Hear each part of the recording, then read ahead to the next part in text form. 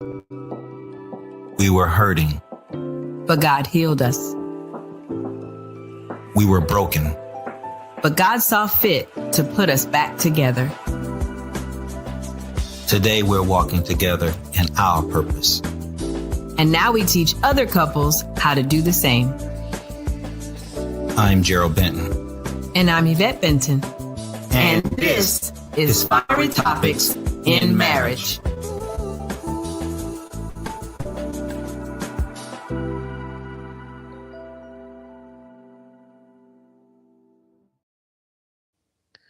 Another fiery topic in marriage. Yes, this is part 2. Part 2. This is really good. Yes, part 2, because part 1 was fire.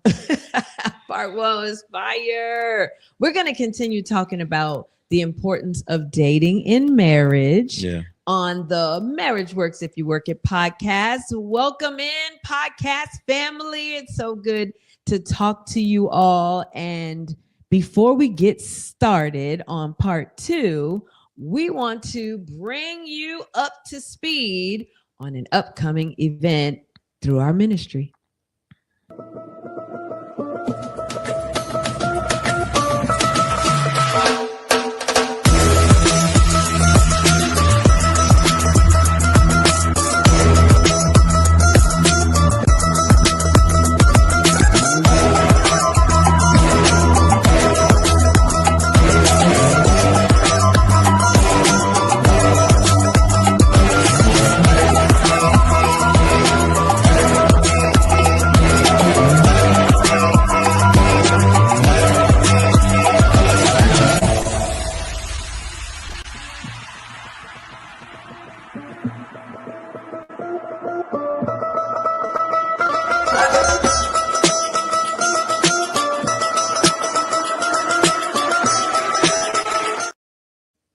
Yay! So awesome. And again, we have events all over the country. So excited about what God is doing through our ministry when we can meet people from the podcast and from our mentoring groups in person all around the country. That's such a pleasure for us. I mean, it's very unique. It is. It's very unique to actually meet people that only saw you online or through our podcast. Yeah, we love that. We enjoy that. We enjoy really teaching and training, imparting into people, activating people, making sure people have the resources that unfortunately we didn't have. Yeah, I know. It would have made a big difference. It really would have made a big difference. So our goal is always through our podcast is to give some of the information, the resources that we've learned along the way while we've been restoring our marriage, telling people that even before you get married, I wish we had had a lot of this insight, my God, a lot of this understanding, just a lot of this deliverance. Why? What a difference it would have made. I mean, and it just wasn't readily available. I mean, I think it was available, but we didn't know where to look. That's we didn't even know we were lost. Yeah, that's very true. Because I didn't know we didn't know we were lost. Yeah. When you're lost, sometimes you don't realize you are until it's too late. And so that just fits the same with this topic is we didn't realize when we were married that making sure we continue to date, right? We dated when we weren't married, but a lot of times you date when you aren't married, and it's almost a selfish reason. You know what? You just said something, and my mind went to dating is like your study session. Okay. Right. All right. So you always should be studying your spouse. Right. So when you're talking about understanding your spouse, the date should be a study session. Because the questions and the focus and the intention should be on the other person. Right. Right. Yeah. And so if I come to the date and I'm focusing on you, You come to the date and you're focusing on me. Yes. Now we're literally studying and focusing on each other intently to grow. Yeah, I love that. Because you want to be that. successful. What person doesn't study and wants to take a test and fail? Right. So when you don't, it says it will fail. Yeah. Well, so let's do that. We obviously are in part 2, but just in case someone is listening in and they didn't hear part 1, right? We have looked at and really, if you missed part 1, go back and listen. Please. It's on the podcast, but we were focusing in on 1 Peter 4. Right. 1 Peter 4 and 8 in the Amplified Classic. And I want to read it again because then we can kind of jump off, because the first series, first part of the series, we were talking about the importance of dating. Yeah. Now I really want to look at what should we do in the dating? Right. What should we be doing in those dates? And the foundational scripture is 1 Peter 4 and 8. And it says, above all things, have intense and unfailing love for one another, for love covers a multitude of sins, forgives and disregards the offense of others. The ability to disregard the offense of others, that's going to be a podcast all by itself.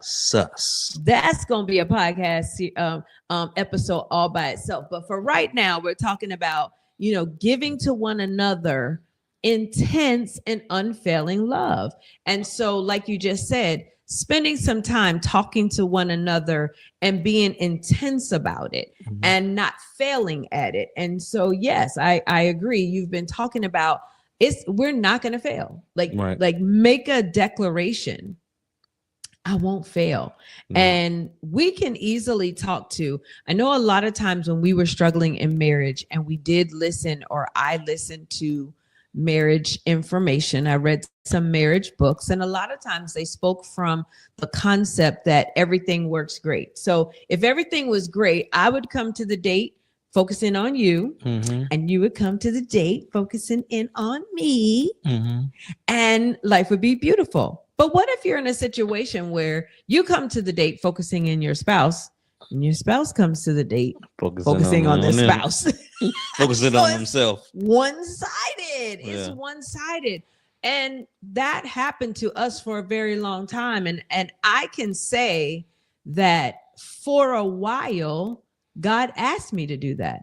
Yeah. I had to give in to where we were in that situation. That was the unfailing love part of it. Right. It was and I really call it unconditional love. Come on. Because even though the situation wasn't conducive to something you wanted to see, come on, or wanted to be a part of, because you had the understanding is, I want to do this because this is unconditional love to God. Right. That's first and foremost. It's unconditional love to God. I don't have to put a condition on God. If I do this, you got to do this, or you got to do that. You just chose to say, okay, God, if this is what you're saying, then I'm going to do, because I love you unconditionally. Wow. You're going to give me the ability to love him unconditionally, right, and to walk, to not have to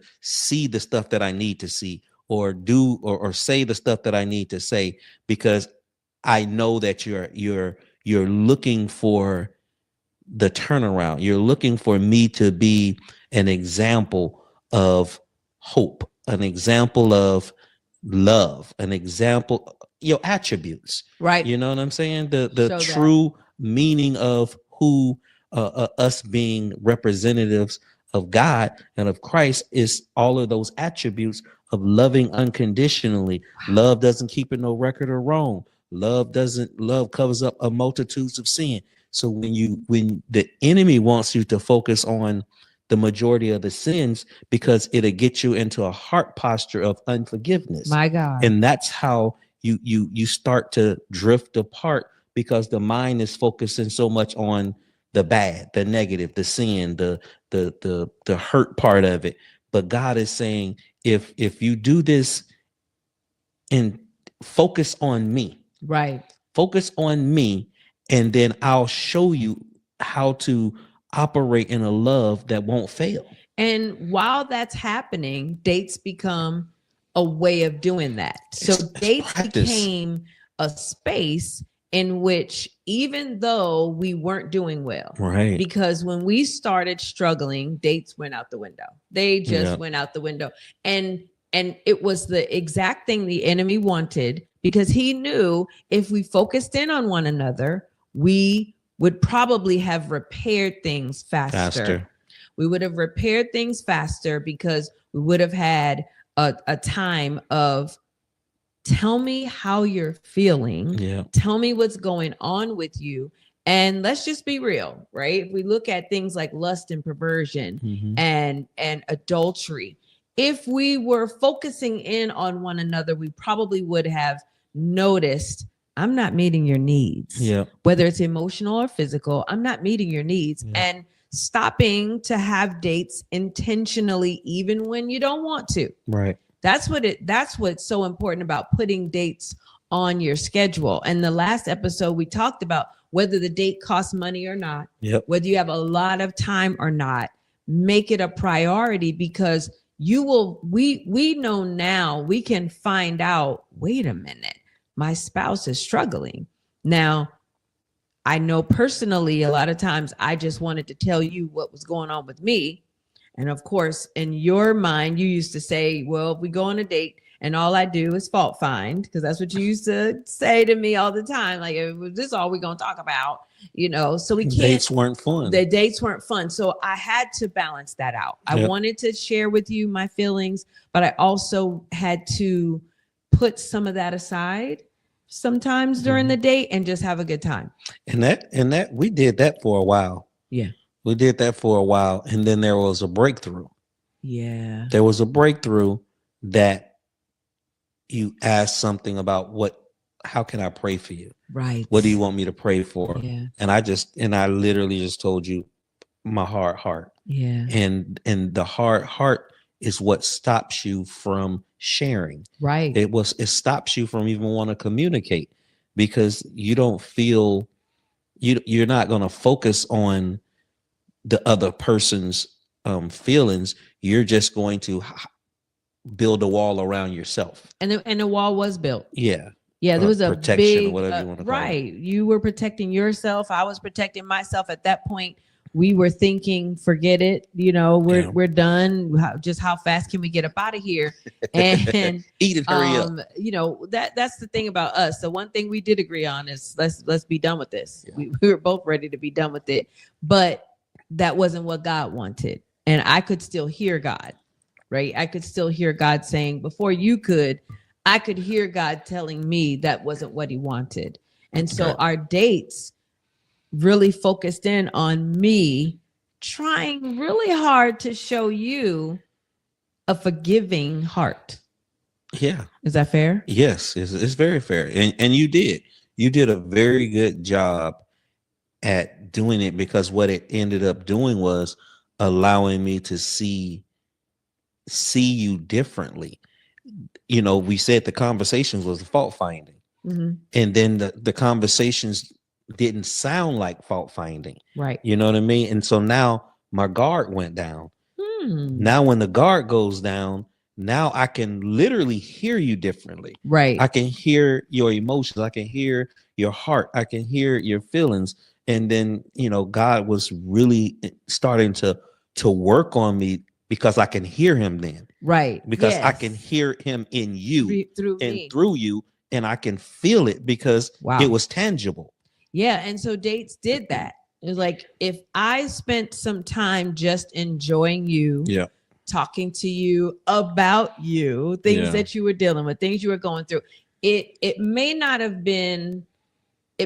have started out for me fun, but I realized even going somewhere with you with no agenda, even if I didn't tell you all of my deepest feelings, I mean, of course I wanted to do that, but it was nice just having time away. Yeah. It was nice just looking at you, not be angry. Yeah. And I didn't realize that until God, said, go places. whether the places were, and we said this before, our driveway, we couldn't afford to go to nice places, or we would go to nice places and then I'd be mad up at, the next 2 days because I couldn't pay a bill, right? Like in our situation, all the bills were on me at that time. Yeah. Like, God, I don't want to go on a date, but and then we kept it simple, went to Starbucks and stuff or coffee from the house. And you remember when we used to get the bucket?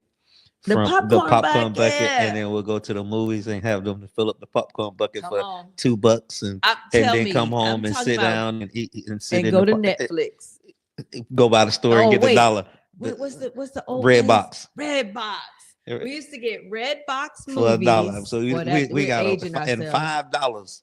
We had a whole date. We did that. We had a whole date, and whether that was our living room after the kids were asleep, the driveway when we finally got portable devices, we would go down the road. We lived on a dead end road, so we would go to the end of the road, and it looked like we were far away. And there was just so many parts to the journey. There was so many parts to the journey. So,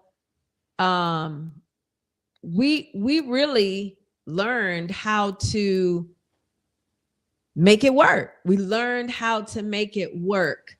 And what was happening was we were becoming creative. We were becoming creative, and it was awesome. It was awesome. But let's stop and see what our sponsors want to share with our podcast family. Priest, Prophet, King, PPK. It's not just a brand, it's my lifestyle. It is something that I use biblically to understand my role as a husband and a father.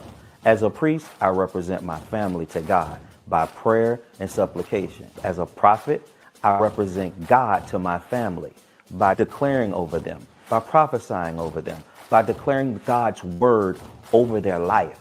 As a king, I govern what God has entrusted me with by using priest and the prophet role to come with godly wisdom and divine understanding to be able to do the things that a king is supposed to do. I'm Apostle Gerald Ben. Go check out our website, ppkglobal.org. ppkglobal.org. Hey, we're back. Yes, it's always awesome. This has been an amazing topic. Dating. Because we were good at it and then not good at it. And now we're pretty good at it. Yeah. We're pretty good at it. I think we went through the highs and the lows, the goods and the bads, and kind of navigated and figured out how to do it from our past. Right. You know? And in our past, like we were saying, we found ways to make dates affordable. Yeah. We found ways to make dates fun. Mm-hmm. And we think let's just be real. We'll put it out on the table. Social media puts a lot of pressure on dates being extravagant. Yeah. And in our situation, that just was not feasible when we were reconciling. And honestly, even when we first started growing together, that just wasn't feasible, nor was it practical. We weren't on social media though. No, but I'm saying our thoughts about what a date is. Yeah. And it wasn't practical for dates to be super big and expensive and all the bells and the whistles.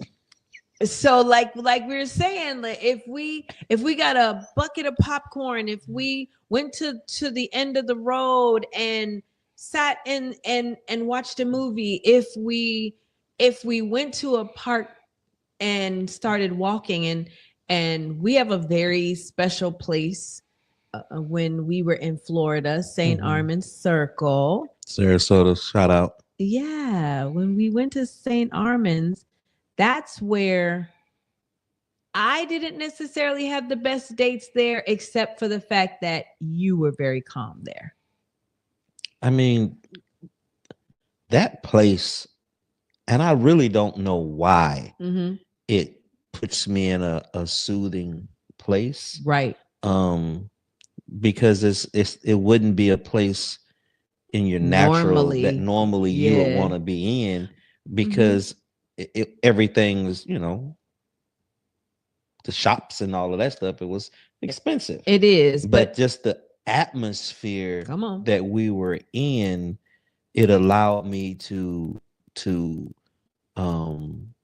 take myself away from all of the negative, the things that I normally see, or like being at home and having conversations at home, but coming there and having a conversation and walking around, for some odd reason, God allowed it to be a place that I can let my guard down. So I'm loving this, because you're saying for some odd reason, and I have it, my recollection is different because my preparation for that was different. When I spent the time studying the helpmeet role and really studying, we're still talking about 1 Peter 4:8, right? Love covering a multitude of sins. When I started learning what were some of the things that God was asking me to do to show you love, right? That's where I started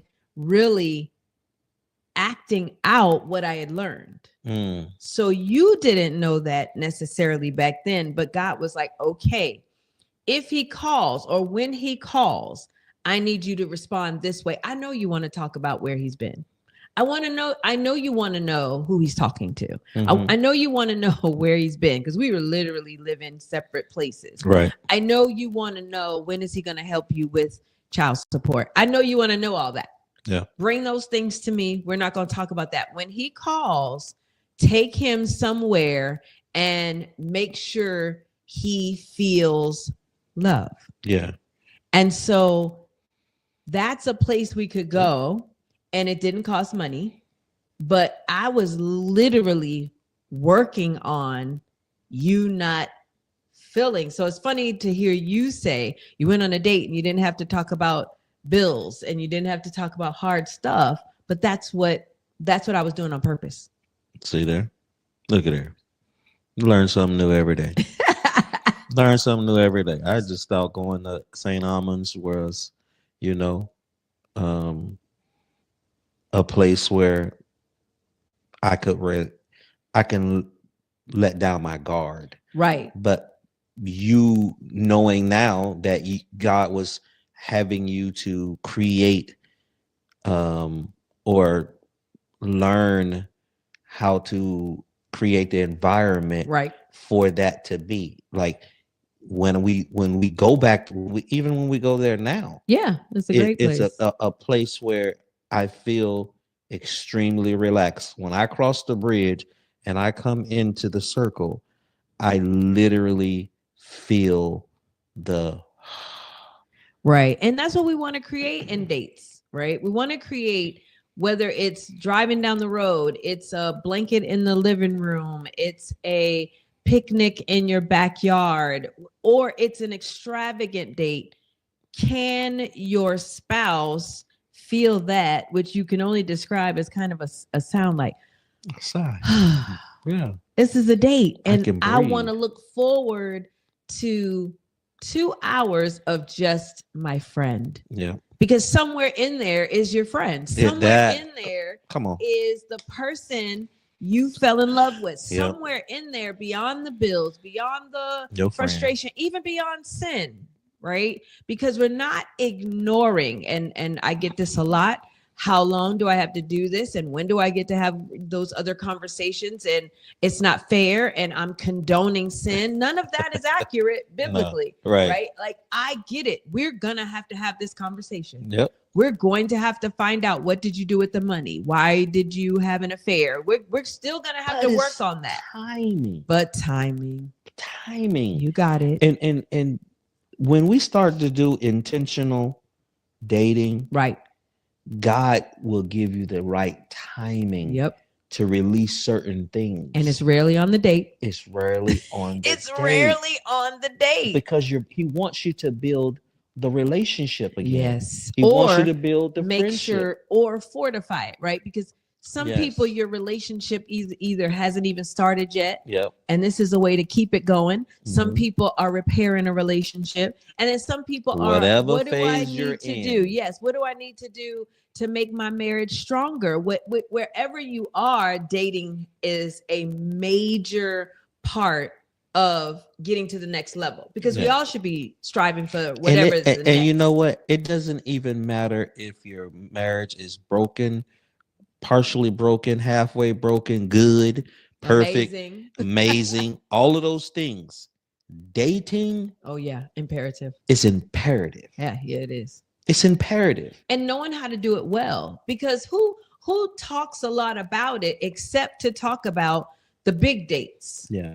You know, the big extravagant things. Where are you taking her? How much money are you spending? Yeah. Where did you go? Take the pictures. No, some of our best experiences were things we wouldn't take pictures of. Right. Were things we now can look back and go, we got the most inexpensive candy and made sure, you know, our driveway, our watching airplanes, whatever was needed and necessary, because we couldn't keep making excuses. We had to make adjustments. We say that all the time. We can't keep making excuses. We have to make adjustments. And dating was a big adjustment for us because we had lost our friendship.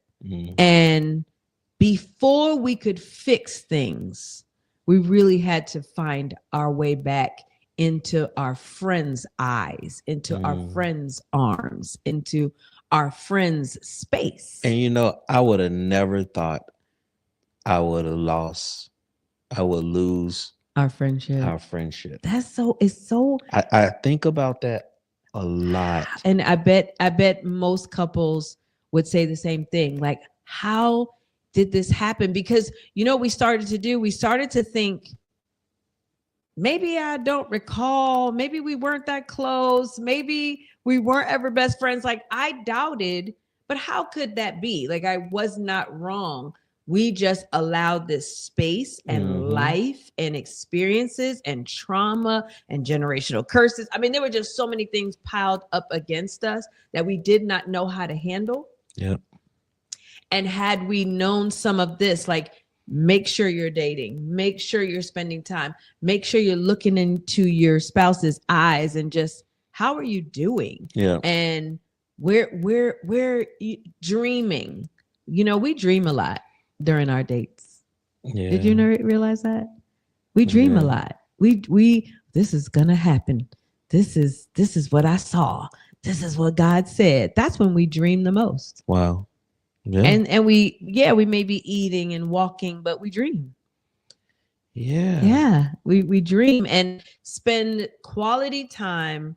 I hear where you are. I hear what you're thinking. I hear your heart when we date well. Yeah. Not just go eat, watch a movie, and come home. That's not a date. Not the dates that make a difference. I'm not saying we don't do that, because we do go eat, watch a movie, and go home. But I can't count that as a space where we're doing what's necessary to make our marriage work, to make our marriage stronger, to keep our marriage where it needs to be. So we're definitely going to keep having these conversations because it's so important. These are still fiery topics. Gotta have these conversations if we're going to help people and we're going to remain strong ourselves. Amen. Because it's helpful for us to even talk about what's making our relationship stronger and stronger and stronger. So that's another episode of Marriage Works If You Work It. We're Apostles Gerald and Yvette Benton. Thank you for joining us. You know, we always remind you, marriage works if you work it. If you work it, marriage works. If you work it, marriage works. If you work it, marriage works. If you work it, marriage works. If you work it, marriage works. If you work it.